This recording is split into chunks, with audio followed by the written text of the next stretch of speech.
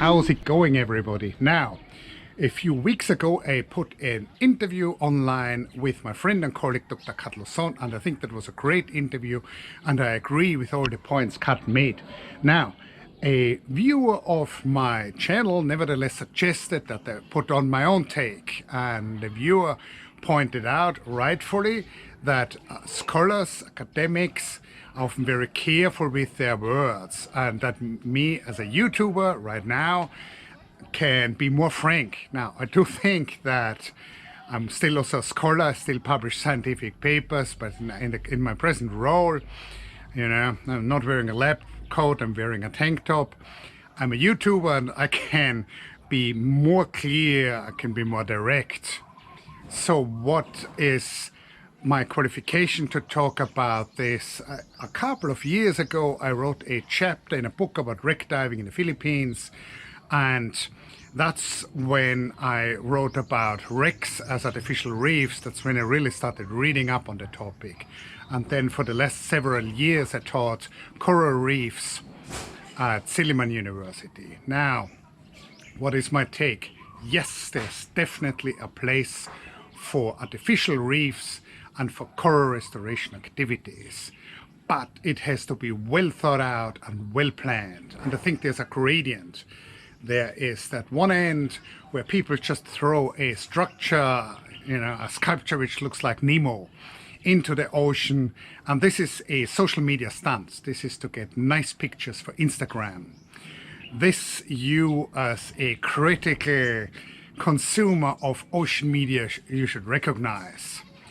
Then there's the other end where something is scientifically thought out, something is done in consensus with the community of the coastal people where this is happening, where there's an actual need and where there are surveys to follow up after the establishment of the reef, what's actually going on that reef.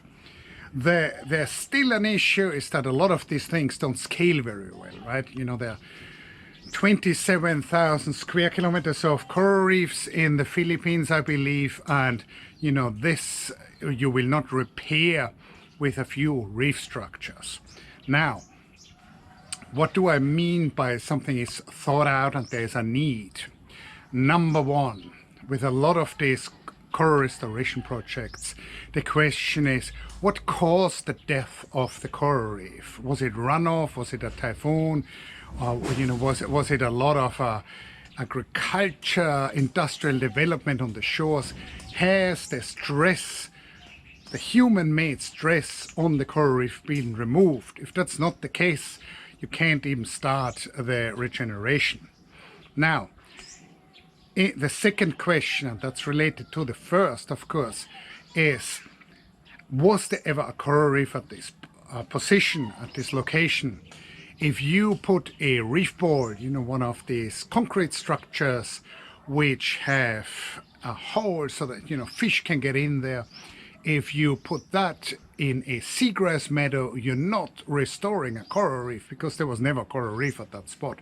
It might still be nice in the sense that it probably attracts more fishes, and you know, that can be good for the fisheries in the area, and it can provide a nice dive site, and that's also a good thing, because I think scuba diving is a form of ecotourism in the best case, and it can motivate conservation activities. So, question number one, has the stress been removed? Question number two, has there even ever been a coral reef? Or, you know, what are we trying to achieve with this artificial reef structure? Are we trying to achieve more fish in the area? Are we trying to create a dive site? You should be clear about your goal. Then at that point you can think about what reef structure, what artificial reef structure you want to use. You know, how do you want to place it? How do you want to space it? Then you can go into the details. And then, you know, you need experts who have done these things before.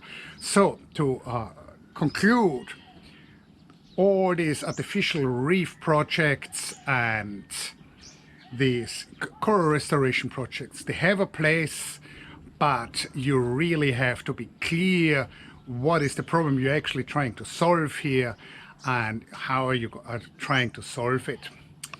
I hope these thoughts are interesting. Again, I think mainly, we're not going to save the ocean. We need to stop messing up the ocean. I think this is the main point here. If you have any comments, leave them below, and see you next week.